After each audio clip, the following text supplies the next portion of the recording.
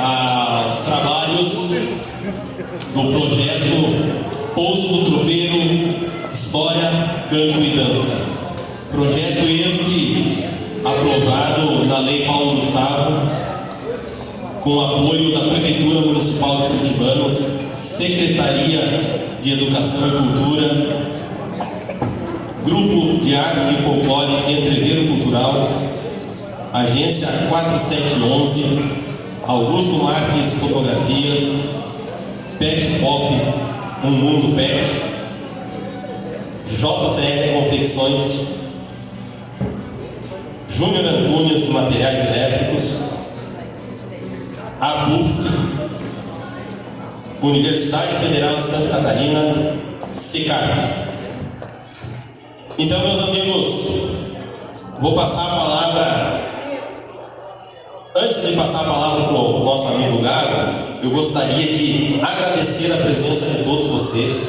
Se deslocaram aí no entorno de 300 a 400 quilômetros cada um, alguns mais de perto, alguns mais de longe, e vieram para enobrecer o nosso evento, que foi pensado no primeiro momento para ser um evento local, para falar sobre o tropeirismo para o público leigo da nossa comunidade, mas tomou essa proporção de falarmos sobre as danças, sobre os trajes, sobre as histórias do nosso tropeirismo, de uma forma artística. Por isso convidamos então o Luciano Gago, que veio desde sempre lidando com isso, o Cristiano Barbosa, para contribuir, que foram os precursores dessa... O Cristiano, trabalhando o primeiro curso do Biriva, junto com o Paixão, e os demais que participaram, vivenciaram junto com o Paixão, Ricardo, eu não vou citar todo mundo, porque daí eu não conheço. Mas a gente quer transmitir para todos essa nossa vivência que tivemos junto com o Paixão, o que ele nos ensinou e o que está no livro, sem nenhuma amarra a concurso, a regulamento, a resultados. Singelamente falar das danças, de como elas são, como eram e o que estamos fazendo. Então agora, eu acho, se vocês estiverem à vontade aí ao fundo, beleza, mas se quiserem pegar um banco e vir mais para frente, ficam à vontade. Agora convido então Luciano Gago Proskowski, que administra esse microfone do jeito que tu quiser. Boa tarde a todos. Eu vou convidá-los que, por gentileza, peguem os seus assentos e subam ao palco, por gentileza. Vamos conversar mais de perto.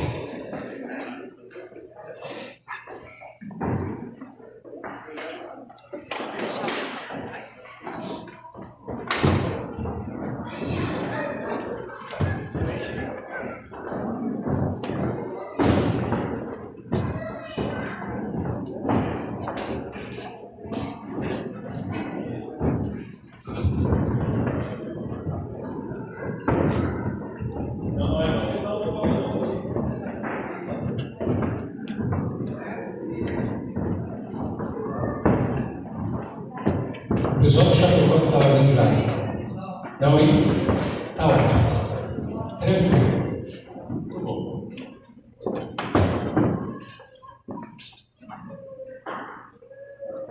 Meus amigos, eu gostaria de, antes de mais nada, trazer no início da minha fala algumas palavras de agradecimento, um tom de gratidão muito sincero ao GAF Entreveiro Cultural, que tem o Marcos, a Karine, na liderança, e juntamente com os seus integrantes, prepararam esse ambiente, deixaram ele aconchegante, adequado, apropriado. Nós sabemos que o poder público, Marquinho e Karine, participou, leve até os representantes do poder público também a nossa mensagem de gratidão, porque valorizar a cultura do nosso povo é valorizar a história da nossa gente, da nossa brasilidade, inclusive, a começar conosco que estamos aqui hoje do Bota e Bombacha.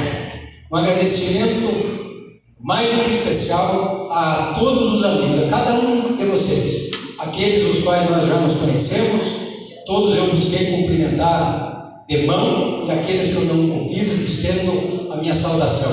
Para mim, em particular, tê-los aqui é uma honra para além de uma mera satisfação. Eu agradeço e faço um parênteses ao Cristiano, um irmão que a vida me deu, que o Marquinho dizia, do pioneirismo, tem um valor simbólico para todos nós. Não haveria um movimento tradicionalista, danças birivas, se não fosse pela liderança do Cristiano, juntamente com os companheiros do Cancela do Imigrante, em Antônio Prata, quando em 1998 provocou paixão a partir de um projeto que me foge agora a memória no nome, mas o Cristiano na sequência vai falar, e dali saiu um curso, o primeiro curso de danças birivas, na sequência o primeiro concurso, e a coisa, na época, para aqueles que viveram, vão se lembrar, explodiu, essa é a expressão, se expandiu rapidamente, e nós vivemos um tempo de êxtase naquilo que dizia respeito às danças do corporismo viril. E a partir do ano passado, então nós percebemos uma espécie de retomada, de um interesse por parte dos mais jovens, em especial, em conhecer, não é? Desde já eu quero dizer que nem eu, nem o Cristiano, nem ninguém está aqui na função de palestrante para dizer o que é que tem que ser feito, para regular concursos, nada disso. Nós vamos abordar as questões de concurso, porque no final das contas é o que move o agrupamento, mas o mais importante é a essência, não é? A correção coreográfica o grupo vai fazer, um pouco mais, um pouco menos, vai chegar um momento que não tem que corrigir mais de coreografia, mas como é que está feito, qual é a execução, qual é o sentido daquilo lá. Lá em Chapecó, nós falamos, por exemplo, das figuras do fandango. Por que será que o nome da figura da saracura é saracura? Simples, né? Por que saracura não se chama quero-quero? Porque é a figura da saracura. Por que o redemoinho é o redemoinho? Por que esses elementos da convivência daquele homem tropeiro eram trazidos naquele recriar daquela forma? Essa compreensão, isso também é muito particular, se nós todos contribuirmos, todos juntos, trazermos informações, abordagens, argumentações, discussões que façam com que todos nós busquemos essa compreensão. Quem era o tropeiro biriva, qual era o ambiente em que ele vivia, qual era a vida dele, e aqui é muito importante, meus amigos, dialogar com outras ciências que não apenas o folclore. É preciso conhecer, não necessariamente ser um profundo estudioso, mas se nós não tivermos compreensão da filosofia, porque existia uma filosofia de vida naquela lida, se nós não compreendermos a sociologia, porque o ambiente social ele era a margem da sociedade, se nós não compreendermos a história, nós não traremos elementos, por exemplo, para compreender que o tropeiro viria enquanto uma classificação no mosaico de figuras representativas do Brasil, ele se situa muito mais ao bandeirante paulista do que ao gaúcho da campanha. Isso nós temos que saber de antropologia, política. Quando que o Paraná veio ao Paraná? Em 1853. Quanto tempo levou para o Paraná se reconhecer como Paraná? 50, 80, 100 anos? Nós estamos falando do século XIX. Então tudo era São Paulo? Sim, tudo era São Paulo. Essas compreensões podem parecer uma coisa que eu estou viajando, elas facilitam e muito para que nós, aqueles que já têm dentro de si essa compreensão, é muito fácil quando se fala tipo humano, o aspecto social, o elemento do trabalho, o aspecto social, mas então ele não estava inserido na sociedade. Era um homem de ir e vir. Ele não frequentava aquela sociedade. Então, sociologicamente, é outra figura, óbvio que é. Antropologicamente, quem era o biriva? Ele era gaúcho, ele era paulista? Quem era esse tipo humano? Nós conversávamos um pouco antes, não me recordo se o Cristiano estava agora naquela roda, lá em Chapecó eu fiz um comentário na figura, especificamente na figura caça-caçador, quando o Cusco sai batendo o varão da caça.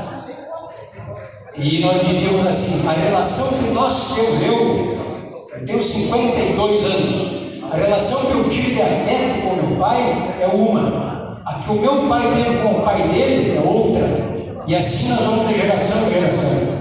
Não é, Cristiano? Todos vocês aqui, principalmente aqueles que têm a partir de 30 anos, pai para filho, dentro de casa, existe amor, existe afeto, é fácil compreender que sim. Mas antes disso, existe respeito. Até hoje deve ser assim. Então, se nós estamos falando de 1, 2 gerações para trás da nossa, como é que há de se supor um tipo humano com essas características que eu não detalhei, mas que já trago a compreensão sociologicamente, antropologicamente, historicamente, aquele homem no século XIX e XVIII, dar-se-ia a permissão de, no momento de recrear, sim, estar estendido no chão, contribuindo para aquela alegria, para aquela festividade, permitir que um outro estranho lhe chegasse, ele tacasse os dentes nas coxas, ou nas nádegas, ou nas genitálias, como eu já presenciei avaliando o concurso. Há de se dizer que isso seria possível, meus amigos. Se nós partirmos dessa dúvida, aí nós temos que ir embora. Temos que acabar aqui. Marquinhos, muito obrigado. Era possível, sim, um tropeiro Biriva, um homem rude, de criação rústica, destro, ligeiro, que ele tinha que ser, não apenas pela sua criação. Aqueles que ainda não o fizeram, busquem, além da literatura específica, esses elementos que eu trouxe aqui: história, geografia, política, economia, sociologia, antropologia. Era um homem que travava lutas do momento em que acordava até o momento que morria de canseira. Eram intempéries, tempestades, vento cortando, neve, atravessar rios, dificuldades ásperas, lidar com a mulata, com a animalada. Ele havia que se preocupar com o ataque de feras, felinos, caninos que o levaderam. Havia que se preocupar com saques de bandidos fora da lei, que estavam lá para emboscá-lo, assassiná-lo e lhe roubar a carga. Um homem desse não se daria, meus amigos. Eu não me daria, hoje, no século XXI, a permissão de ninguém encostar os dentes nas minhas nádegas, com raríssimas exceções. Com raríssimas exceções. Se é que os senhores me entendem. Dito isso, meus amigos, eu agradeço de novo a presença de todos, que muito me honra, e falo do fundo do meu coração. Aqueles que me conhecem há mais tempo e os que me conheceram recentemente sabem que eu tenho virtudes e defeitos. Das virtudes que eu mais valorizo é a transparência, a gratidão e, em especial, a manutenção das boas amizades que aqui estão estabelecidas. Muito obrigado pela presença de todos, que temos um grande evento com a participação de cada um de nós. E passo a palavra para o meu irmão Cristiano Barbosa.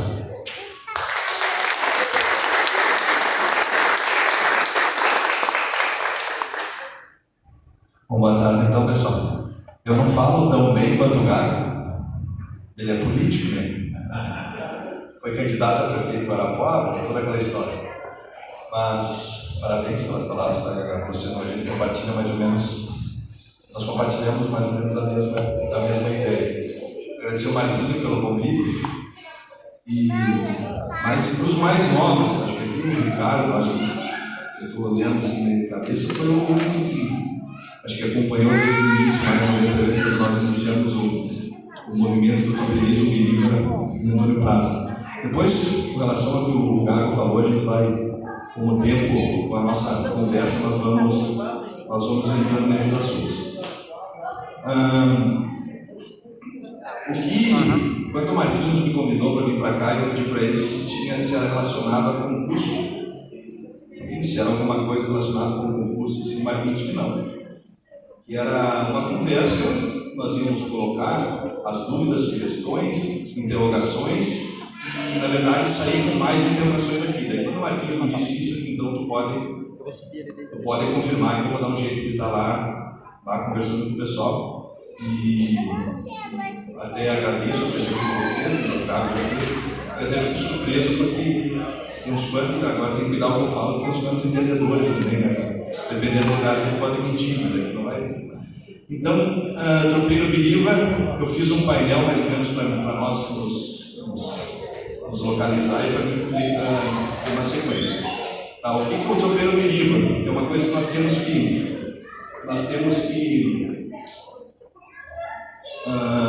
ter bem definido. Eu noto assim, eu fiquei uns 5 anos afastado do concurso, do movimento tradicionalista das danças tradicionais.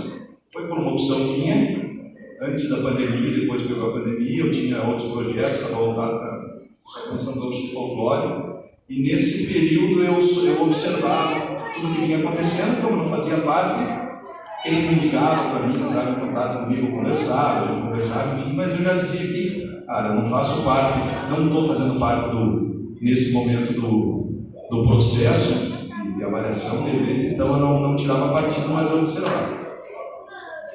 O Luciano já falou, e aqui contribuindo com o Gago, eu fui fazer um painel técnico da CBTG em Curitiba. E quando eu cheguei em Curitiba, o pessoal do 20 de setembro lá em Curitiba já me disseram que tinha um senhor que ia para lá só para me questionar.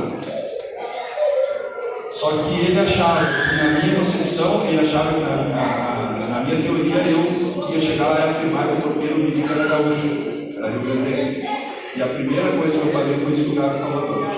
O Tropeiro Biriva, ele era mais paulista, mais paranaense do que gaúcho.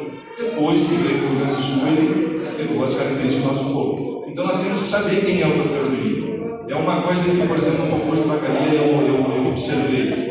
Por exemplo, eu vi que tinha os grupos alguns dançando de bombacha, não sei o que no painel foi definido.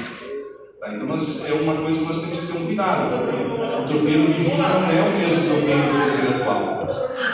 Se tu libera a bombacha, por exemplo, nós temos que ter a permissão de liberar a gaita. São épocas diferentes, mas isso é uma questão a longo prazo, uma conversa muito longa. Então, a história do Rio Grande do Sul está intimamente ligada à atividade vivida pelos tropeiros, visto que a exploração pastoril se constituiu um grande êmbolo de ação civilizadora, não só no estado, como toda a região brasileira. No final do século XVIII, metade do século XVIII, os tropeiros paulistas começaram no Rio Grande do Sul e criou-se o movimento do tropeiro.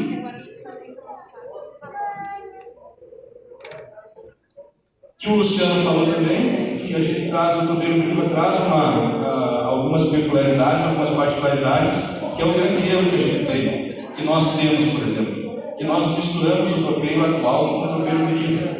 Então, quando a gente fala em tropeiro, eu converso muito com o seu Walter, não sei se o pessoal conhece lá de Bahia de Itaquara, eles têm bem certo essa divisão do tropeiro atual e do Tropeiro Biriva. O meu avô, por exemplo, ele pode ter origem de Tropeiro Biriva, mas ele não foi Tropeiro Biriva.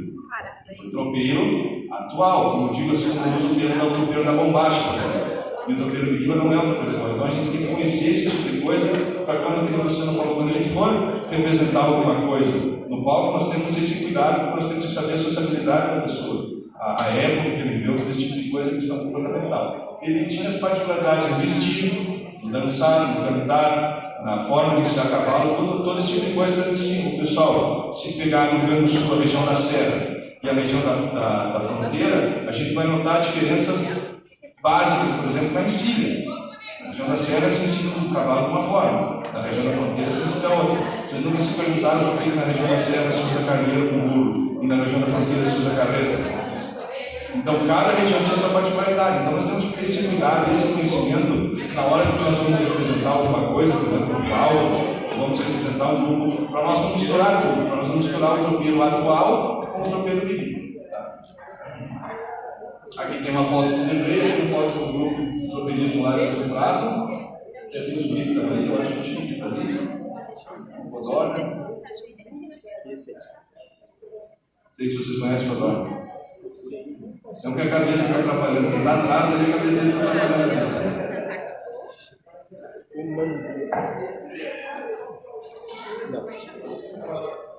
Não foi. Não, mas é para passar para frente.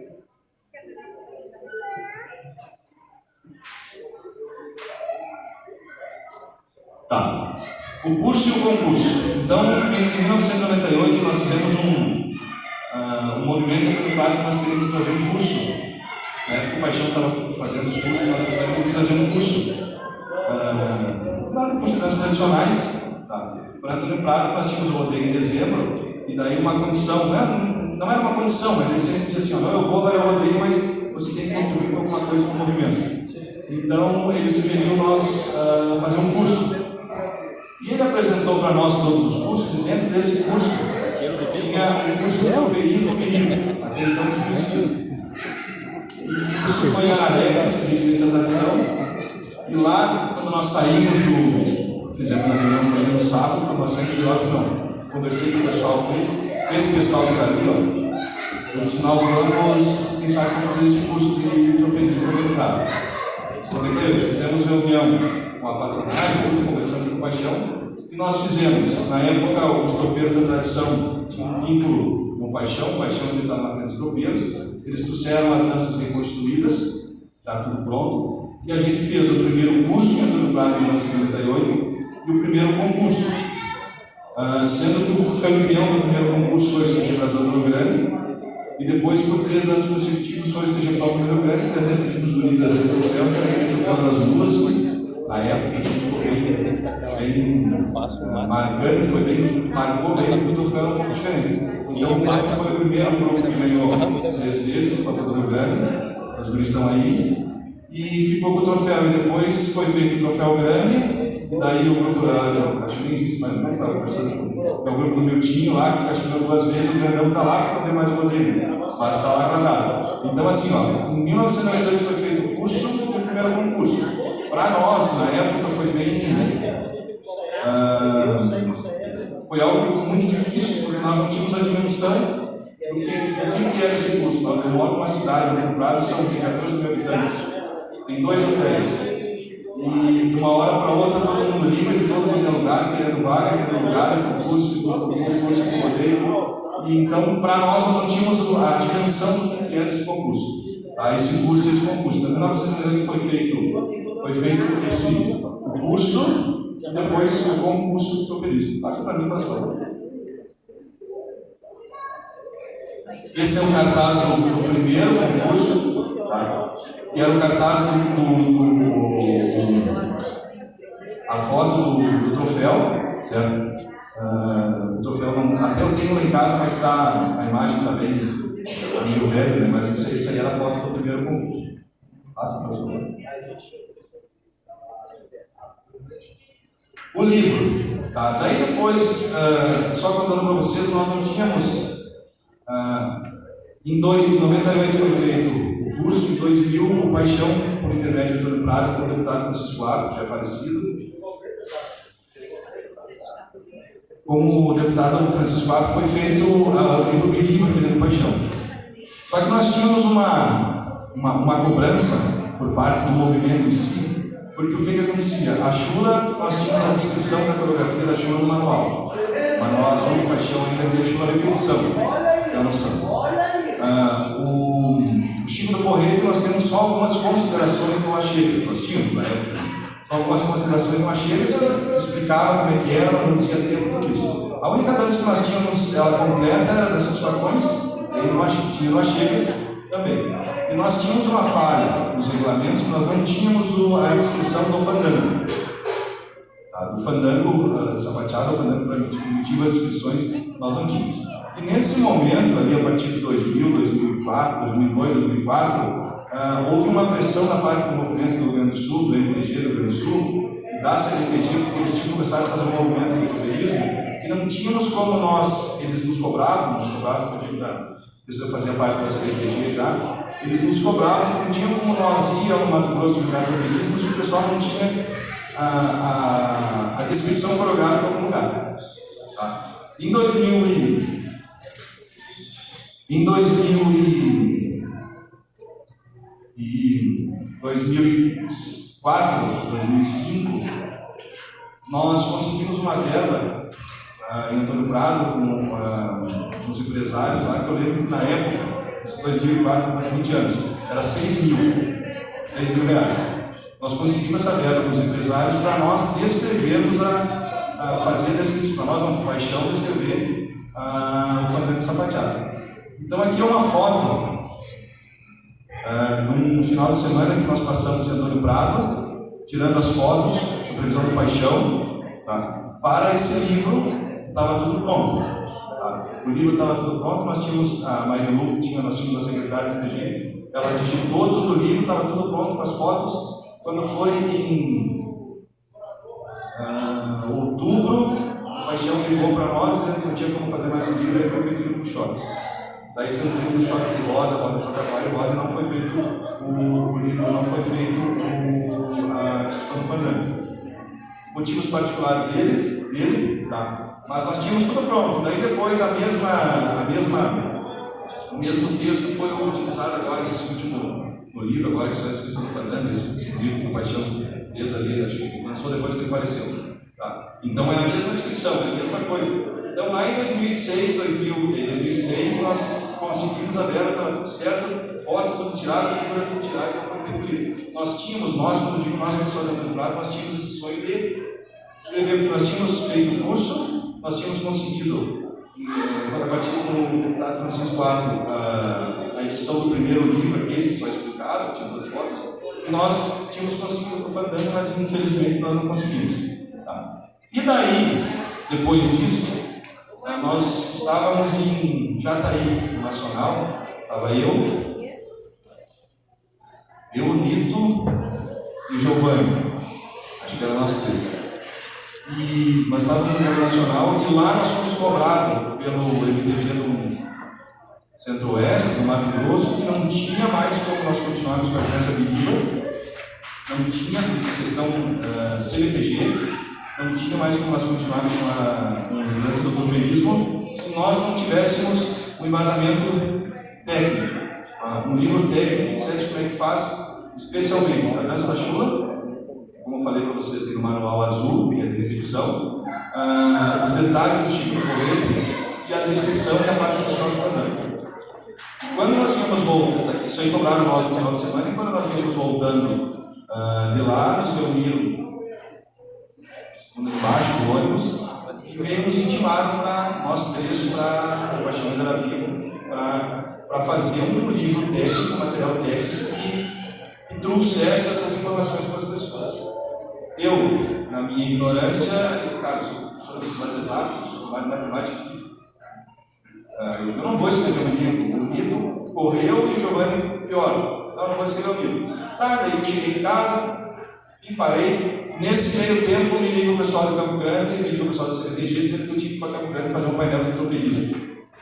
Eu já tinha ido para Curitiba fazer um outro painel de tropelismo lá, que o cara, veio o senhor do Paraná lá, veio me questionar, e daí eu disse que era mais paranaense. Então, quando eu peguei o material, quando eu fui ver o material para mim, para fazer o curso lá em Campo Grande, eu vi que eu tinha toda a descrição das danças, a parte técnica. A parte técnica da dança tinha toda a descrição, só faltavam as fotos. E nesse meio tempo eu já estava com um sonho de escrever um livro sobre interpretação. Eu ia escrever um livro sobre interpretação artística e sobre tropelismo, daí os guris me sugeriram na época de fazer separado. Aí foi que surgiu o tropelismo de livro história canto dança. Só explicar, é a primeira vez que eu vou falar sobre esse livro. Tá? Deu muita, vocês não sabem a confusão que deu esse livro. Foi bem intenso, foi bem intenso. Quem conhece o Paixão sabe como é que é o Paixão. E o Paixão ele sempre foi uma ótima pessoa, mas ele sempre foi meio influenciável. Em determinados momentos chegava o cara que ia ter ouvido do Paixão, era assim. É nós que convivíamos com ele, sabia que era assim. Eu fiquei acho que uns 6 meses ligando para ele, para mim poder levar o livro, mostrar para ele, porque eu tinha obrigação. E a Marina atendia e não dava certo. Até que um dia eu consegui a Porto Alegre, mostrei para ele. Eu queria mostrar para ele, isso aqui não é um livro folclórico, isso aqui é um livro técnico. E o cara que não tem, que quer saber, por exemplo, o grupo lá no Mato Grosso, que foi lá para o pessoal lá de cima, que a gente fez esse livro. A pessoa quer saber dançar no Chico do Porrete, ele não precisa pagar 5 mil por mês, 5 mil uma ida para o gado, vai lá. Não, ele pode comprar o livro e fazer o livro, depois monta, leva o gado para lá. Entende? Era esse o nosso sonho. A vontade de fazer o livro foi assim. E aí surgiu a possibilidade de fazer o livro. Foi assim que surgiu a questão do livro do troperismo. Foi por uma necessidade do movimento em si. As pessoas me cobraram na época. Estou dizendo eu, que eu estava na frente da CNTG na época, na questão do troperismo, eu fui cobrado e a gente pegou e nós organizamos esse livro e graças a Deus foi útil e está sendo útil para muita gente. Agora, daí veio o livro novo do Paixão, daí tem a descrição, mas até então não tinha. Então nós ficávamos perdidos, se nós ficávamos em dúvida da questão de coreografia. O movimento sempre ficava na dependência de alguém vinha ali e explicava. Depois que foi feito o livro, não precisou. Certo? Então, só contando um pouco da história do livro que foi assim que surgiu.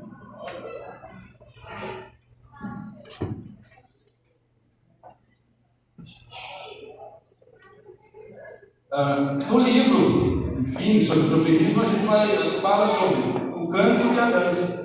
Eu me preocupei, a gente se preocupou um pouco de trazer, por exemplo, a questão da partitura das músicas, a gente revisou a partitura. Eu peguei um professor de música lá do Rio Prado, ele escreveu a partitura do fandango, que não tinha tudo isso, escreveu as escalas. Eu não entendo muito essa questão, mas foi feito tudo isso. Isso é uma foto do grupo lá do Rio Prado, certo? Aqui eu fiz a questão, depois nós vamos conversar muito sobre isso, eu fiz a questão de pegar essa foto, o que tem aqui que hoje não pode usar? Um monte de coisa. Então assim, por isso que eu fiz de propósito isso, pessoal, porque até é uma apresentação, entende? Eu fiz de propósito, porque enfim era diferente. E queria falar para vocês, eu fiquei afastado um tempo, e quando esse tempo que eu fiquei afastado, eu só observava. Então tem algumas coisas que eu fiz de propósito para fazer nós pensar, que ponto pode, que ponto que faz a diferença. Entende? Eu botar um lenço no chapéu de palha, por exemplo, o que vai fazer diferença? Não faz diferença nenhuma. Daí o pessoal vem achando, não, mas daí vem com aquela justificativa, o lenço não combina com a palha. Tudo bem, só que se nós vamos entrar nesse quesito de palha, nós vamos ter que começar do zero. E tem um monte de coisa que não combina com a palha. Entende? Então nós não podemos justificar, nós não podemos dar essa justificativa, apenas essa justificativa. Daí tu vai me dizer, não, nas pinturas do Debré não se tem nunca ninguém com lenço. Eu fui procurar, tem 2, 3 pinturas do Debré que eu achei, e tem os caras com lenço. Não achei para botar nas telas. Não achei, passei a semana inteira, estava na corrida e não consegui fazer. Então, essa justificativa de que a seda não combina com lenço, não sei até que ponto vale isso. Vou dar um exemplo. Quando nós fizemos, acho que eu não sei se o Kleber estava, o Codona, não sei se estava também. Quando nós fizemos o livro do Delichote Parceiro, nós tiramos uma foto dançando o Chico do Porrete embaixo das árvores e os guris de bota de garrão para botar no livro. Se vocês pegarem o livrinho aqui, que tem a roda, parece um bandeiro, e olhar na parte de trás, vocês vão ver que tem uns guris com as botas pretas que está estranho. Você sabe o que é o estranho? Foi editada a foto e pintada como Paixão não queria que botasse bota de garrão, porque a bota de garrão não tinha. Então a gente sabe, não tinha durabilidade, aquela coisa não se usava. E depois, durante o tempo, começou a se usar. O Gago está aqui, acho que o Gago lançava no grupo, lá em 98, acho que do Nikito. O Nikito, o Brasão ganhou o troperismo entrando no Prado, em 98, não sei como baixo.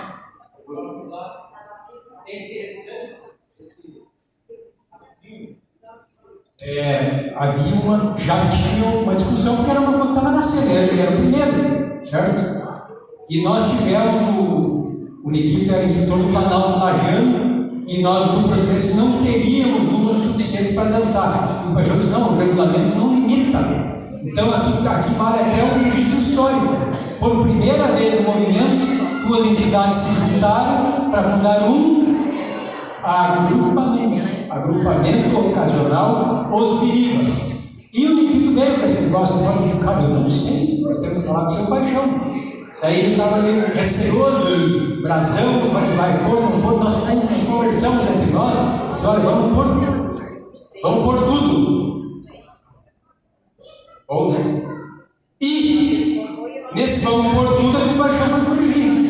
Então o que o Cristiano fala assim, Até, eu acho que durante o andamento nós vamos falar muito disso daí. Por que é que o lenço não pode?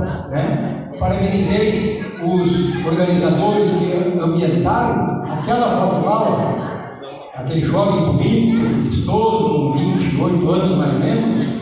Me lembra alguém? Se vocês repararem, a calça daquela figura lá, ela é quase uma bermuda. Ela era um pouquinho abaixo dos joelhos, com 3 botões. Como que eu fiz aquela calça? Dona Marina desenhou com base em lâminas do Debré. Nós usamos durante 6, 7, 8 anos aquilo lá. Tenho testemunhas aqui que eu também fiz usar. E em dado momento, que eu não sei quando, não se pode mais. Então, essas discussões são muito importantes. Agora, depois pode, não se pode, não sei o quê. Nós não estamos falando de concurso, hein, gente? Nós estamos falando sobre a essência. Então eu queria fazer esse registro para o agrupamento ocasional que foi em 98, e de lá para cá, hoje é praxe, né? E realmente a discussão sobre o brasão podia, se nós podíamos, ela gerou uma confusão. Até que aos poucos, uma hora sempre pôde, daqui a pouco não podia mais, e agora voltou a poder. Não, e até estava lembrando o Luciano, do Galho do Gago, eu lembro que o Liquito, até tem uma foto lá em casa, o Liquito dançando chula, nem tinha para fralda. Então, são algumas coisas, então, porque nós está lá em 98, assim, ó, nem a coreografia certa, nem as figuras certas, não tinha. Então hoje eu observo as pessoas discutindo, pode, não deve, daí, cara, eu acho que a dança e o movimento é muito maior. Nós ficamos presos nessas questões. Mas, nós teremos um concurso, né? Vou dar um exemplo. Nós estávamos uma vez numa conversa, tinha eu e o Diego Miller, tinha o Robson e o Bolinho. O Robson é um dos coreógrafos da Nário, é um bem famoso, e o Bolinho é lá no Juventude, lá do Alegrete, lá fica no estado. E eles perguntaram para nós estávamos jantando, e eles perguntaram para nós o que nós vimos de diferente do Benarte e do Campeiro. E daí o Cristiano, né? Do escritor, não, o Campeiro é isso, o Campeiro é aquilo, o Leonardo é isso, o Leonardo é aquilo, não sei o que, cheio das teorias, né? E não sei o que, não sei o que, não sei o que, não sei o que. Daí o Diego disse assim, ó, sabe o que é? Quem organiza o concurso do Leonardo são os instrutores, vão sempre fazer pelo mais fácil, e nós seguimos a linha do paixão. Não é pelo mais fácil, é pelo que ele viu. Daí eu estava pensando ontem, nessas falas do Diego, e eu dou razão para ele. Por exemplo, eu, desde que eu me conheço por gente, o Chico do Porreta, assim, uma figura, a gente parava aqui e pegava com a mão cruzada. Para facilitar o que a gente fez, agora a gente fala para ajudar. Então, começou a se fazer o quê? Começou a facilitar para nós. Não que eu ache que isso faça diferença, eu acho que isso não faz diferença. Entende? Mas nós acabamos mudando as coisas para facilitar para o concurso. Exagero. Eu propriamente, por exemplo, eu sempre tive um certo... nos fandangas que eu montava, por exemplo, a figura do caçador, eu procurava fazer um monte de coisa. E às vezes acaba exagerando. Mas por quê? Em função do concurso. Em função do concurso. Porque se tu fizer o simplesinho, cara... o concurso vai te rodar, então tu acaba às vezes extrapolando, criando algumas coisas para melhorar a figura do concurso. E a gente acaba pegando nisso. Eu sou culpado nisso, nessas questões também. Então essa questão do lenço, eu acho que isso aí, que os budistas aqui podem me corrigir se eu estiver errado. Eu acho que todas essas questões eu acredito que isso aí começou a dar confusão a partir daquele painel que teve na Viúva. Eu acho que foi ali porque essa questão do lenço, eu me recordo, foi aqui na Palhoça, o seu Paixão, ele falou sobre não via como compatível a palha do lenço. Ele falou. Eu lembro, lá em Antônio Prado, no concurso de Antônio Prado, que o Diego me ajudou, na época eu estava começando, acho que foi, sei lá, 2000, o Diego me ajudou a organizar a roupa. E nós colocamos o lenço amarrado na cabeça e o chapéu de palha. Nossa, tomando um desconto. Eu lembro de falar disso, tá? Mas essa questão do pescoço eu não lembro. Mas enfim, então, mas assim é algo que eu acho que, sei lá, eu acho que não muda muito. mas é algo que se usava e se deixou de ser usado. Aí que tem a dança do Chico do Porrete, que todos vocês sabem, né? Que é aquela que passa a perna por cima do porrete, executa passos, depois em dupla. Aqui tem um breve histórico, que foi achada em São de Paulo. Depois a dança da chula, que é uma outra. Aqui entra uma questão que às vezes as pessoas estão confundindo, que eu observo assim. Cara, a chula de concurso é uma. E a chula das danças primitivas é outra. Às vezes as pessoas se preocupam em encher o passo de figura, encher de figura, e esquecem a questão do corporal, a questão do dançar, a questão. E acontece muito isso. Às vezes, não, eu tenho 8 chuleadores no grupo, então vamos fazer chula. Se arrebenta dançando chula, cara, mas a essência da dança, porque aqui não é um desafio, aqui nós estamos fazendo como uma brincadeira. Então é algo que nós temos que ter um cuidado, que entra naquela questão que o Caco falou. Nós temos que entender a época, nós temos que entender as pessoas, para poder representar bem o palco. Esse é o grande segredo. O Ricardo sabe, o Ricardo fez parte também. Quando eu fui para a equipe técnica do MTG do Estado, lá do Rio Grande do Sul, lá do ENARC, a interpretação, eles me pediam, professor, o que eu tenho que fazer para melhorar os meus grupos? Cara, eu tenho que passar conhecimento para essa gente. Eles não sabem o que estão fazendo, eles sabem o mecânico, eles saem, mas aquilo ali é mecânico, se sair daquilo ali, se for, eles não sabem improvisar. E a mesma coisa que eu falo na questão do tropeirismo, se eles não tiver um pouco de entendimento, quem são as pessoas, de onde vieram, o que eles faziam, a temporalização, enfim, tudo, a questão da sociabilidade das pessoas, não vão conseguir interpretar o tropeirismo. Pode fazer uma apresentação bonita. Tem um negócio técnico. Uma apresentação muito linda, porque se tiver um instrutor bom, cara, como ensaiador é ótimo, mas a essência da coisa, às vezes, perde algumas coisas. É por a questão do conhecimento. Dança dos Facões, tem um livro, e o fandango primitivo sapateado. Foi descoberto em 1960, na região da Serra, ali para baixo, na região da Piúva. E eu trago também no livro, que eu até esqueci agora de falar, que é uma coisa que se fazia em determinado momento, depois deixou de ser feito, e eu eu acho que eu até cito no livro que o Rui fazia muito bem na época que ele estava no Pampa, que era a figura do generoso, o fato folclórico. Eu fiz depois, quando voltei, o último grupo de livro que eu trabalhei, a gente fez em Dois Irmãos, no rodeio de Dois Irmãos, a figura do generoso, e o avaliador disse que a bruxa estava mal feita. Daí quando ele disse que a bruxa estava mal feita, eu abandonei. Daí, não, ele só escreveu assim, a bruxa ficou exagerada. Daí eu fiquei pensando, mas eu fiz uma figura da bruxa, na hora eu lembrei do que era. Entende? Daí tu vê que não adianta tu querer correr contra a máquina, não adianta. Então daí volta porque eu acho que é um fato, isso é uma opinião minha, pode ser que seja história. É um fato folclórico. O generoso, vocês pessoal sabem, é um fato folclórico. Então, se quisesse botar dentro do fandango, por exemplo, mas eles vão dizer, mas é um fandango do baile. Mas em determinado momento não diz que era um fandango do baile. Caberia. Mas é uma figura que podia ser feita, mas depois se deixou de fazer. O Rui fez muito tempo dentro do Prado, e eu não sei o período, que época que ele provavelmente deve ter sido descontado, e daí ele deixou de fazer. Mas acho que ele fez os dois, três eventos do fandango e fazia essa figura do generoso. Não, isso, o Pampa, que foi a vez que ele ganhou. Aqui, pessoal, falando aquilo que eu comentei no começo, por exemplo, uma foto do meu avô, aquele da direita do meu avô, e esse do lado aqui é um pai dele. Eles tinham, agora que nós vimos vindo, falei para o Pedro, que amanhã, se der nós vamos passar lá para mostrar para ele, eles tinham um posto de tropeiro. Na verdade, assim, o sogro do meu avô, meu bisavô, ele era tipo meio o dono da capela. Sabe o Bela Vista ali, que passa o rio só? Bela Vista ali, passou o Pelotas, subiu a serra e tem o Bela Vista.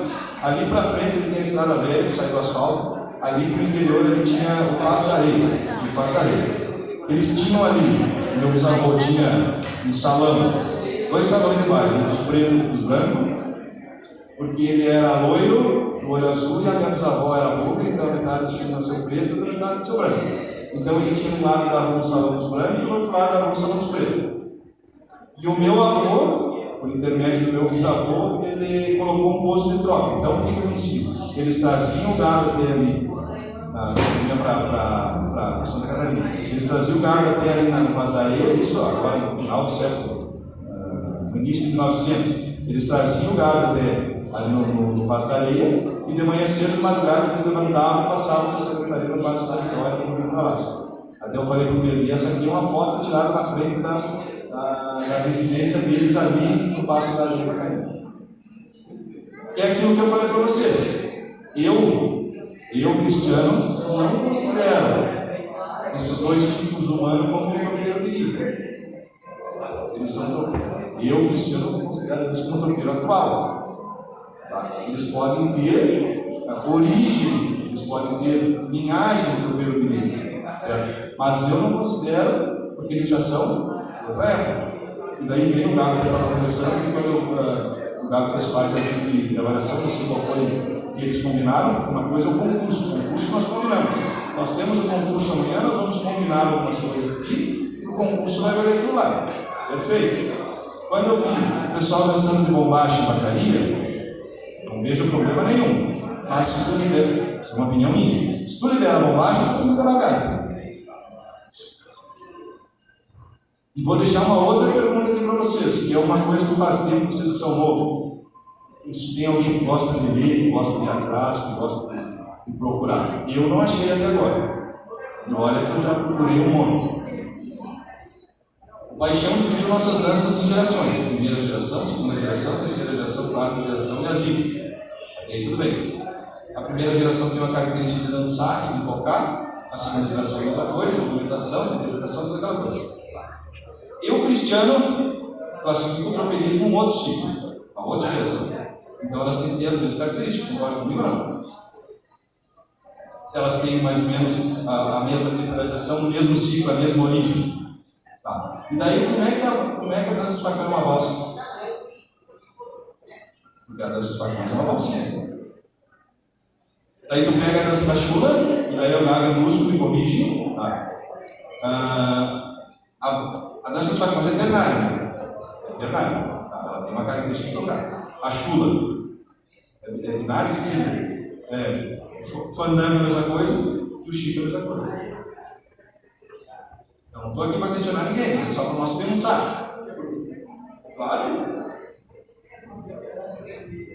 O Cristiano abordou aqui nessa fala muitas coisas interessantes que são pertinentes, e a ideia é justamente no transcurso do nosso trabalho trazer mais questionamentos às vezes. Por exemplo, agora não me recordo se foi o Chapecó que nós tratamos ou já na Vacaria, a possibilidade da indumentária que remete ao peão mais pobre ou mesmo ao escravo. Vocês vão lembrar disso daí? E aí, olha, o que o Cristiano falou aqui? Meu bisavô, em tal lugar, que cheguei, tinha lá 2 galopões para baile, um para preto e um para branco. Se admitiria hoje isso aí? Não. Nós falamos antes, é preciso compreender a sociologia, a antropologia, etc. Muito bem, se agora no final do século XIX, do século XX, havia, e nós sabemos que até bem pouco tempo havia, a separação social, não vou utilizar a expressão segregação, mas a separação social. E aqui eu não vou falar de preconceito, de certo, de errado, nós estamos falando dessa deriva. O escravo, ele tinha um dono. O escravo tinha um dono. Se nós pegarmos aquela época, eu, como na minha posição social dentro da comitiva, ou independentemente disso, eu tinha que ser um escravo. Tá certo? Esse escravo, eu poderia dividir com ele um momento de tomar uma cuia de mate, eu poderia falar alguma coisa com ele sem problema nenhum. Porém, e aqui nós teríamos que essa discussão ampla.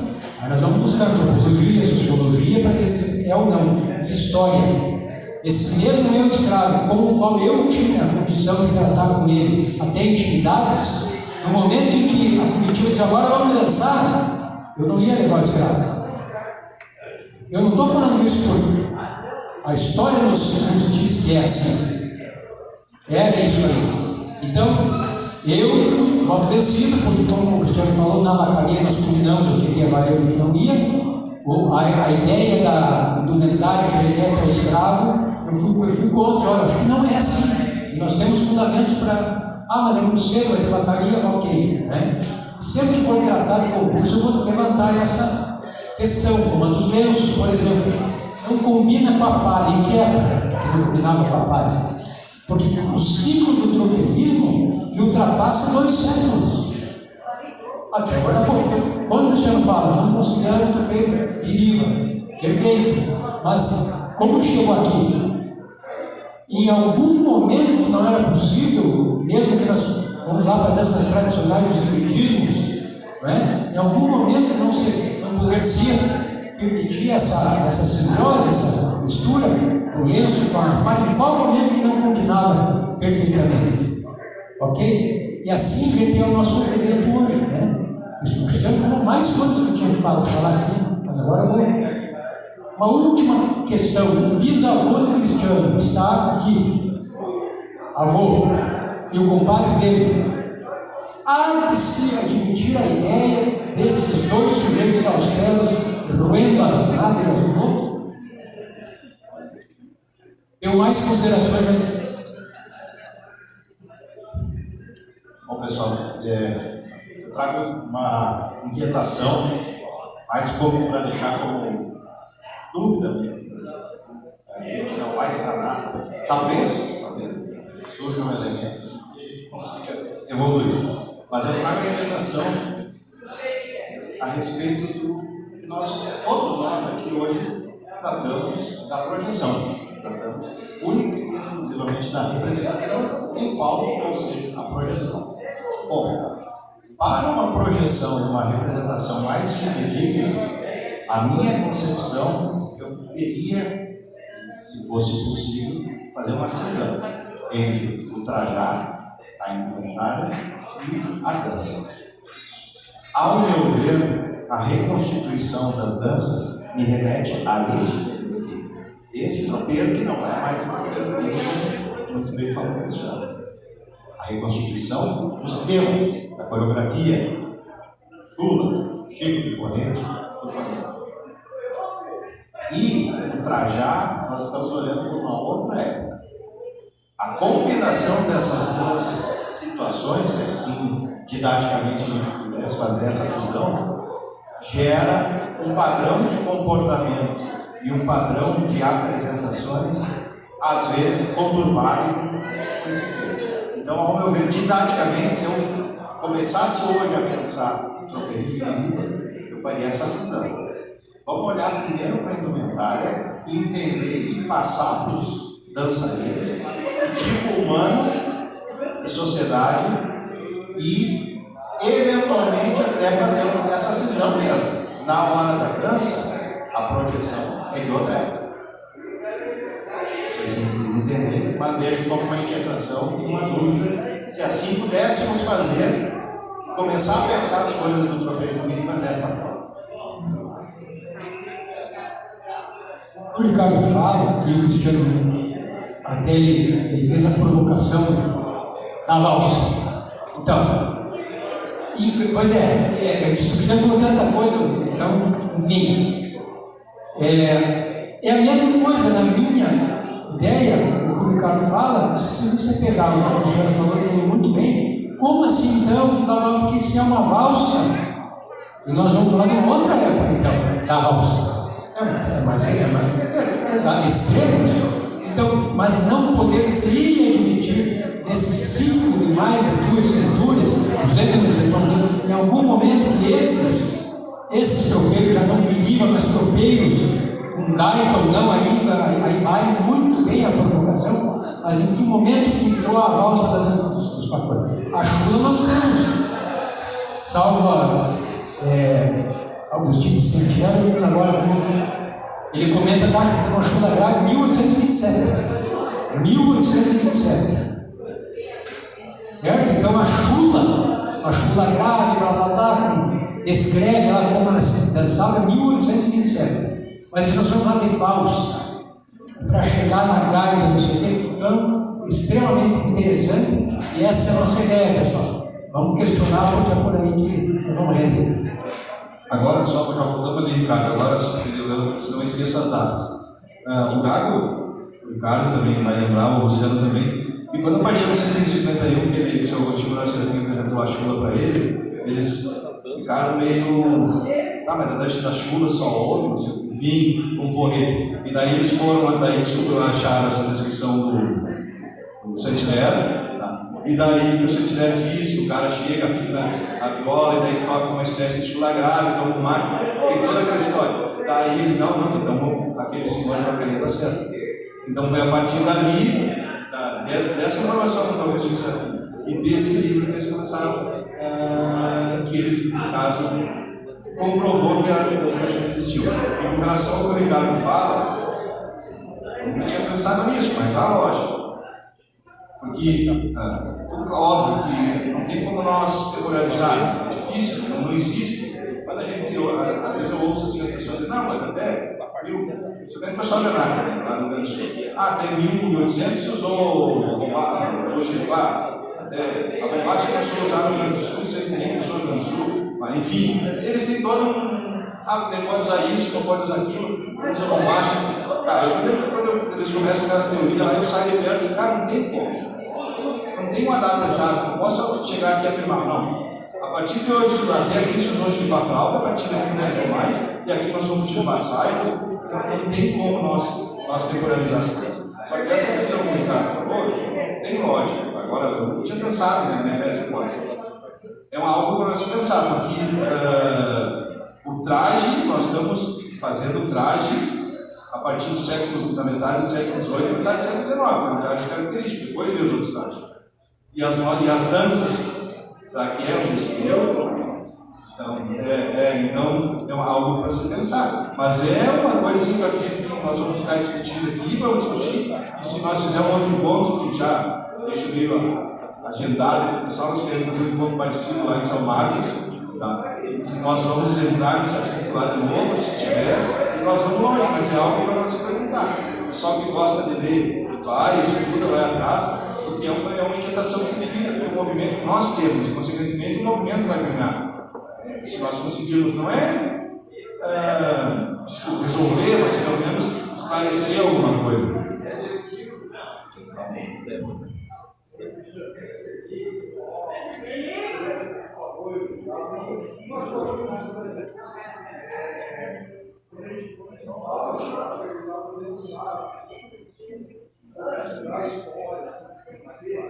Não é só a história de Santa Catarina, não é só a história do Ibis. Em 1834, a família real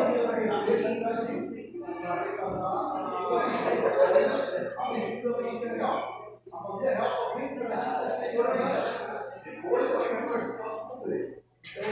até isso a gente precisa a história do Brasil, como é que funciona, período colonial, período também a família imperial do Brasil, porque todos são diferentes.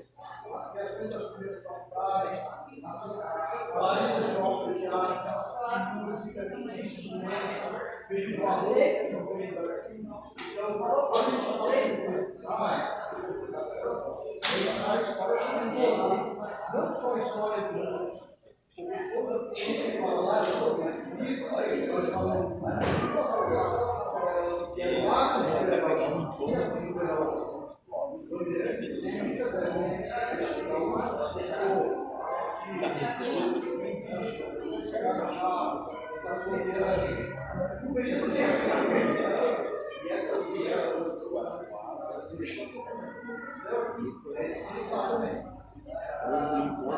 falamos que é lá no a gente não assusta, porque a só traga aqui, né?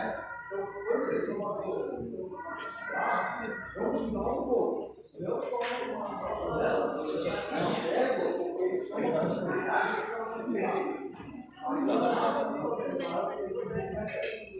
então, quando a gente fala estudar, não pode só Eu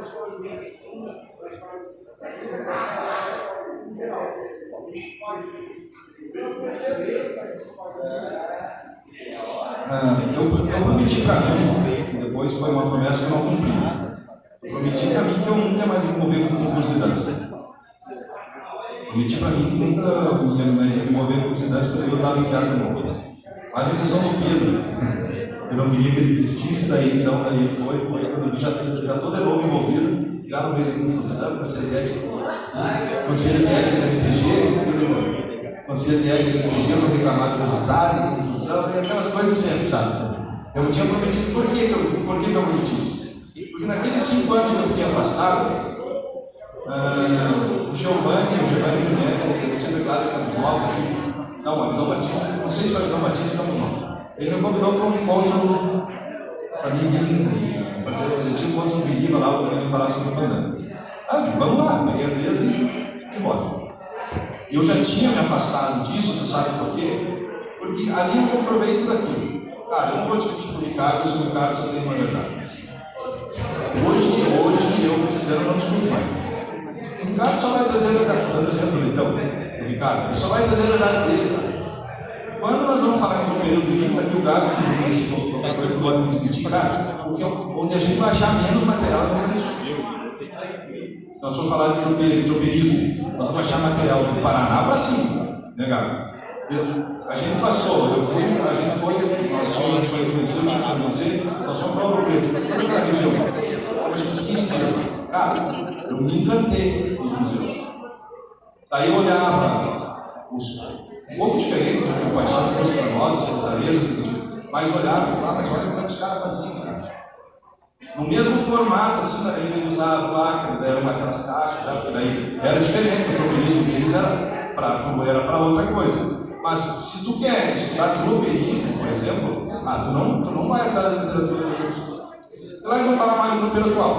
Agora, se tu quer pegar a essência, como o Gago falou, tu tem que pegar a literatura antiga, a questão do Paraná, a questão de São Paulo, daí tu vai começar a entender. Porque se nós formos ver, eu falei antes, o primeiro Biriba, o que veio no Rio Grande do Sul não era gaúcho. Depois, daí eles vieram, fizeram as cidades, começaram a morar com de família, daí os filhos dele eram gaúchos. Mas eles em si não eram bandeirantes, eram paulistas. Tanto que se nós pegar, por exemplo, os trajes, tem muitos trajes, os trajes são igual os trajes bandeirantes, quando a gente vê aqueles filmes, as novelas, que é um pouco fácil, também que exagera um pouco, mas tem muito a ver com os nossos trajes, o traje do Biriba. Então, se nós quisermos entender o tropeiro do Biriba, nós temos que sair, não ficar preso numa literatura. O Sr. Walter fala, ele diz, cara, Cristiano, eu não venho mais nesses encontros de vocês. Porque as pessoas só trazem uma verdade, não é? Hoje nós temos tem muita literatura que ainda está escondida e traz muitas referências. Por exemplo, vou dar um exemplo, porque até então, eu sabia que o único autor, o único pesquisador, o único folclorista que classificou as danças de produção folclórica entre os tipos foi o Paixão Porto. O Paixão. Único. Ninguém no mundo tinha feito isso. Cara, eu vou ter que descobrir isso. E daí nós estávamos numa confusão lá, a questão do pessoal do Enarte na época, que o hibridismo deles é assim, vamos pegar o teatro inglês, acaba o momento, já tem que sair e descontrair do choque. E o Paixão não, o Paixão é um meio termo, eles têm essa tradição. Cara, isso não existe, é uma mescla, mistura, uma movimentação vai interferir na outra. Eu achei um livro de 1700 alguma coisa, agora não lembro o nome, uma autora de São Paulo, ele cita o minueto, o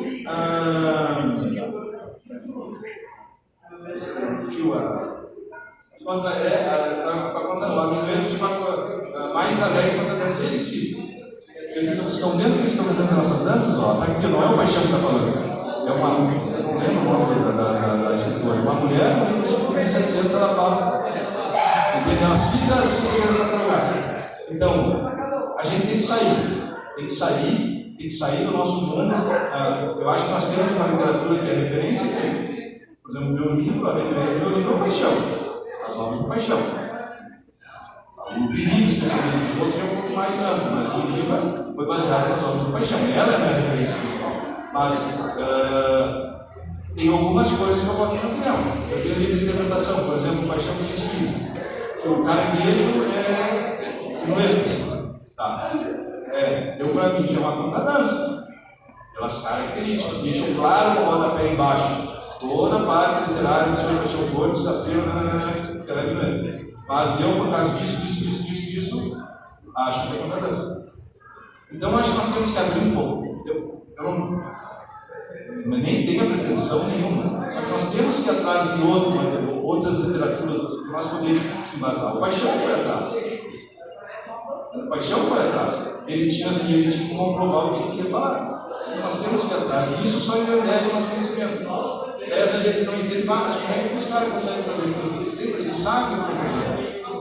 Não sei se ele estava comigo quando a gente São Marcos de Mano, nós estávamos na saída, assim, na saída do tinha um grupo comigo, eu estava ali na saída, né? Os grupos estavam vindo, porque não sei quem é que era os juízes, veio um guri com as marcas, facão, coisa, e deve ser, acho que não sei se o pessoal conhece a lenda de Caxias um pouquinho, se conhece, é uma lenda. Esse cara que agora está até preso, eu acho. O Coquinho, e o guri saiu com o facão, com as placas, cheio de facão e coisa.